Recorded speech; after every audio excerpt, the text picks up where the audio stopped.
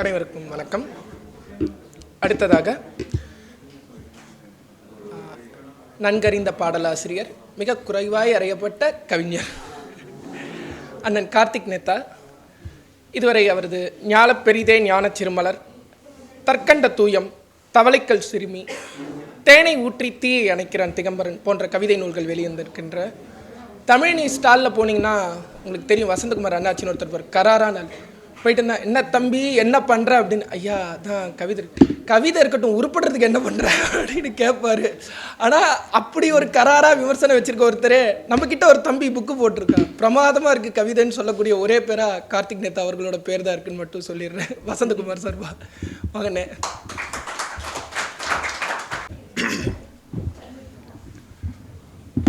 அனைவருக்கும் மனமார்ந்த புத்தாண்டு வாழ்த்துகள். ஆமாம், ஒருங்கே இத்தனை பேரை பார்க்குறது ரொம்ப மிகுந்த மகிழ்ச்சி தான், ஒரு ஊக்கமாகவும் இருக்குது. மனுஷ் சொல்லிட்டு போன மாதிரி தனித்தனியாகவே இருக்கும். ஆமாம், அப்படி கூடாது தான். ஒரு ப்ரோஸ் போய்ட்ரி ஒன்று வாசிக்கலாம் அப்படின்னு ஏற்கனவே எழுதின ஒரு கவிதை தான். அதுக்கு முன்னாடி ஆம்பலுக்கு மனமார்ந்த வாழ்த்துக்கள். சிறப்பாக இந்த மாதிரி நிறைய பண்ணும் அக்கா. ஆமாம், நிறைய பேர் இப்படி ஒருங்க பார்க்கணும் அடிக்கடி. ஆமாம், அகன்றார் வழி அப்படிங்கிற தலைப்பில் ஏற்கனவே எழுதின ஒரு கவிதை தான் உங்களுக்குலாம் தெரிஞ்சிருக்கும்னு நான் நினைக்கிறேன். குருமௌனி தெருவில் நடந்தார். முதல் வீட்டிலிருந்து துயரம் பொட்டலமாக வந்து விழுந்தது.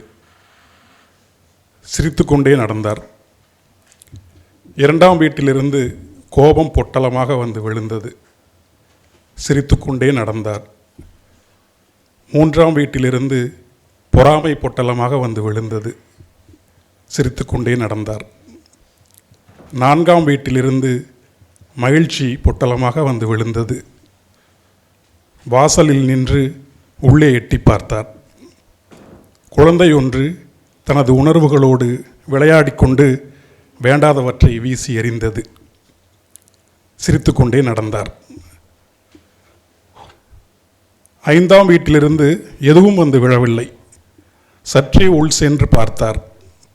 ஓர் இளைஞன் தனது உணர்வுகளையெல்லாம் அக்குவேறு அணிவேராக பிரித்தி போட்டு கவனித்து கொண்டிருந்தான். குருமௌனியை பார்த்து சிரித்தான். உள்ளே அழைத்தான். அவனது வீடு ஒளிமயமாக இருந்தது.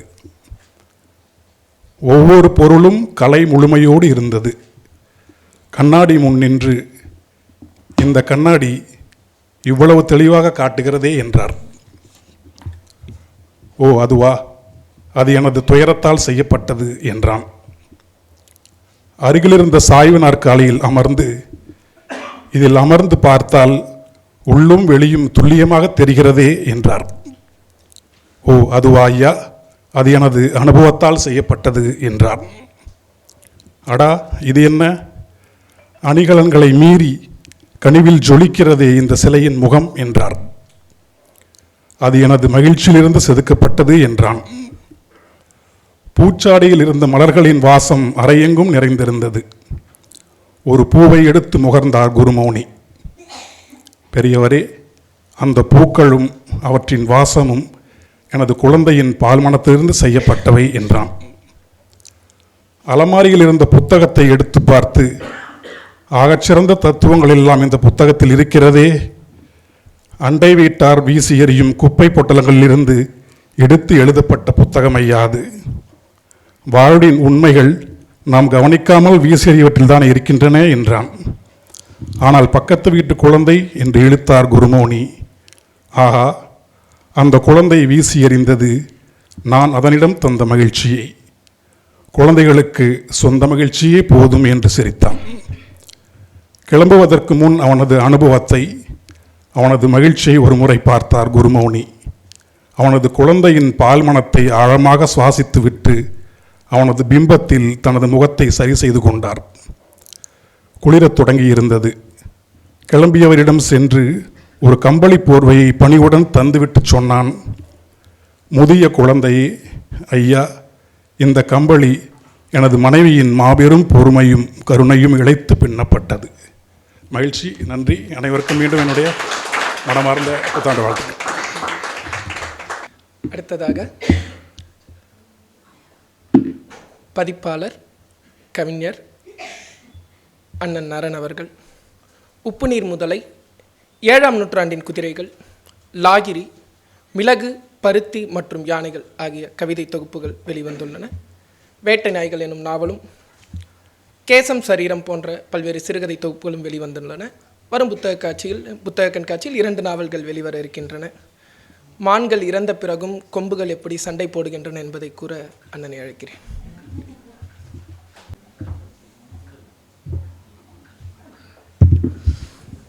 நண்பர்களுக்கு புத்தாண்டு தின வாழ்த்துக்கள்.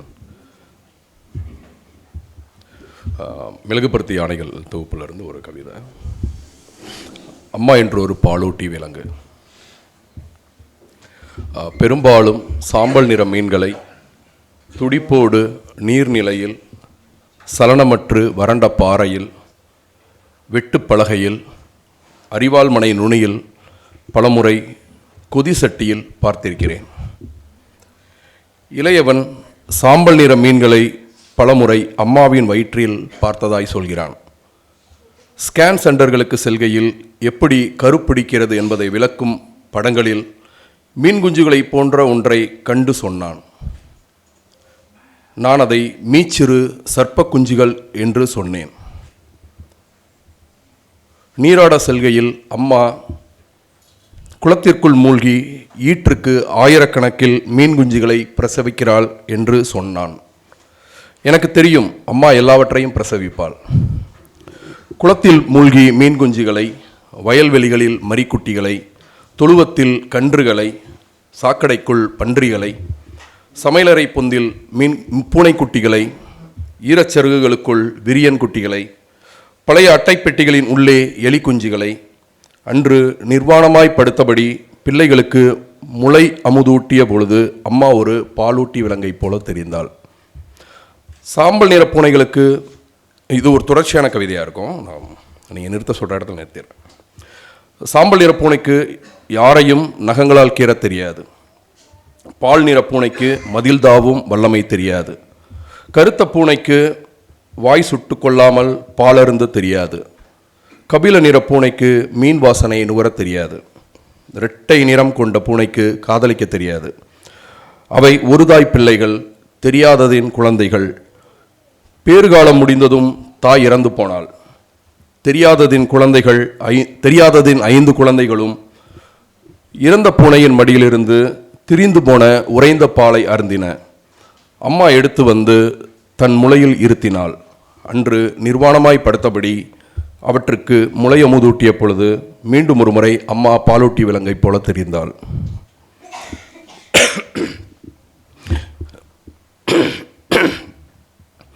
தினமும் விடிகாலையில் அம்மா உணவு செரிக்காமல் ஓங்களித்து துப்புவாள். பூனைக்குட்டிகளை, மரிக்குட்டிகளை, விரியன் குட்டிகளை. இந்த பூமியில் தனித்து உணவு தேடி வாழ முடியாதென நம்பும் சவளை குட்டிகளை அம்மா அம்மா தினமும் விடிகாலையில் அம்மா உணவு செரிக்காமல் ஓங்களித்து துப்புவாள். பூனைக்குட்டிகளை, மரிக்குட்டிகளை, விரியன் குட்டிகளை. இந்த பூமியில் தனித்து உணவு தேடி வாழ முடியாதென நம்பும் சவளை குட்டிகளை அம்மா இரவில் விழுங்கி விடுவாள் போல. ஓங்களிக்கும் பொழுதும் அம்மா ஒரு பாலூட்டி விலங்க போலவே தெரிந்தாள். அம்மா, என்னை விழுங்கி விடேன். அந்த மழைக்காலம் முடியும் பொழுது அம்மா தொழுவத்து பசு, வீட்டு நாய்க்குட்டி, கால் சுற்றும் பூனை, தோட்டத்தின் சருகுகளுக்குள் கனத்த பாம்பு என 5 கர்ப்பவதிகள் இருந்தார்கள் வீட்டில். ஒரு நெளிவான தோட்டம். சருகுகளுக்குள் இருந்து ஒரு குட்டியான நெளிவுகள், குட்டியான நீரலைகள், குட்டியான கொத்தல், குட்டி விஷப்பற்கள். அப்போதுதான் பிரசவித்த சிறிய எலி குஞ்சுகளை சருகுகளுக்குள் வீசினாள். சருகுகள் உண்டன. அம்மா மருத்துவமனையில் பிரசவத்திற்கு அனுமதிக்கப்பட்டிருந்த பொழுது ஜன்னலின் வெளியே ஒரு கர்ப்பவதி நாயும் இருந்தது. ஜன்னலுக்கு உள்ளே அம்மாவிற்கு ஆண்மகவு பிறந்தது. வெளியே நாய் 6 பிள்ளைகளை ஈன்றது. அன்று முதல் அம்மாவும் நாயும் எதிரில் சந்திக்கும் பொழுது அக்கா தங்கை போல் சிநேகம் கொண்டார்கள். 1 மாதம் கழிந்து நாயிற்கு 2 குட்டிகள் மட்டுமே இருந்தது. அதற்கு கழித்தல் கணக்கு தெரியாததாகையால் அம்மாவிடம் வந்து கேட்டது, சகோதரியே, நான் ஈன்றவை எத்தனை? மிச்சமிருப்பவை எத்தனை? அம்மாவின் ஆண்மகவு இருந்தபோதும் இப்படித்தான். அம்மாவிற்கு எண்களை தெரியாதது. ஆகையால் தமக்கை நாயிடம் வந்து கேட்டாள், சகோதரியே, எனக்கு பிறந்தவை எத்தனை, மிச்சமிருப்பவை எத்தனை? பூஜ்யத்திற்கு மதிப்புண்டா? சொல் தமக்கையே. அம்மா இப்படித்தான் பூஜ்யத்தை கற்றுக்கொண்டாள். ஒருமுறை அம்மா தனது கர்ப்பம் நிறைய சில குழந்தைகளை நிரப்பி கொண்டு வந்தாள். அம்மா பிரசவம் முடிந்த பசியில் பிறந்த இரட்டையில் ஒன்றை கையில் எடுத்து உண்ண வாயருகே கொண்டு போகையில் அப்பா பிரசவ அறையின் கதவை திறந்தார். அவர் கையில் சில புறாக்களும் காட்டு முயல்களும் 1000 மஞ்சள் ஆண்குறிகள் தொங்கும் பெரிய வாழைத்தாரும் இருந்தது. வாயருகே கொண்டு போன குழந்தையின் கன்னத்தில் 3 முறை முத்தமிட்டு தரையில் விட்டாள். பின் அப்பாவின் கையில் இருந்தவைகளை தோல் நீக்காது உண்டாள். அப்பா தனது வலது கரத்தின் 5 விரல்களையும் அப்படித்தான் இழந்தார். விழுங்காது விட்ட குழந்தை அது நான் தான். அம்மா சுமக்க வழியில்லாத பெண்களின் கருவை அவள் சுமந்தாள். பருவம் வராத யோனி கொண்ட பெண்களின் கணவன்களுடன் தான் படுத்தாள். கன்னம் இல்லாத பெண்களுக்காய் அவள் அறை வாங்கினாள். குருட்டு பெண்களின் கெட்டவைகளை அவள் பார்த்தாள். காதில்லாத பெண்களின் மீது ஏவப்படும் கெட்ட வார்த்தைகளை அவள் கேட்டுக்கொண்டாள். முளை சுரக்காத பெண்களின் குழந்தைகளுக்கு அவள் ஊட்டினாள். காலில்லாத பெண்களுக்காய் அவள் நடந்தாள். தலையில்லாத பெண்களுக்காய் அவள் கயிற்றில் தொங்கினாள். அம்மா எப்போதும் சொல்வாள், அப்பாவின் மிச்ச வாழ்க்கையைத்தான் நான் வாழ்கிறேன் என. அவரின் மிச்ச சிகரெட்டை தான் நான் புகைப்பதாய், அவரின் மிச்ச தேநீரைத்தான் நான் குடிப்பதாய், அவரின் மிச்ச பெண்களைத்தான் நான் புணர்வதாய். அம்மாவிற்கு கருப்பை அகற்றியதும் அக்காதான் அம்மாவின் மிச்ச பிள்ளைகளை பிரசவித்து கொண்டிருந்தாள். அம்மாவிற்கு இறுதி காலத்தில் தீவிரமான ஞாபக மறதி பிடித்து கொண்டது. சமயங்களில் முளை இருந்தால் ஆனா பெண்ணா என்றும் கேட்டாள். சில காலம் தலையை கீழே ஊன்றி நடந்தாள். தொன்மொழியின் புத்தகங்களை எரிப்பதென்பது அந்த மொழியை எரிப்பதென்று புரிந்து கொண்டவர்கள் அம்மா வாசித்து கொண்டிருக்கும் புத்தகத்தை எரித்தார்கள். திகுதிகுவென பழமையான சொற்கள் எரிகின்றன. அம்மா அந்த புத்தகத்திற்குள் போய் முழு புத்தகத்தையும் தானே எரிந்து கொண்டே வாசித்து முடித்தாள். அம்மா இறந்த பின் கூட கல்லறை மேட்டின் மேல் கொஞ்சம் செழிப்பான புற்களை வளர்த்தாள். கட கட கட கட கட. வீடெங்கும் ஓயாது தையல் இயந்திரத்தின் ஓசை கேட்கிறது. இறந்த பின்னும் கூட அம்மா கிலோமீட்டராய் துணிகளின் தையல் வேலையையோ 1000 எம்ப்ராய்டரி பூக்களையோ பின்னிக் கொண்டிருப்பாள் என்கிறாள் அம்மம்மா. வீட்டின் சமையல் பொருட்கள் அனைத்திலும் அம்மாவின் வாடை வீசுகிறது.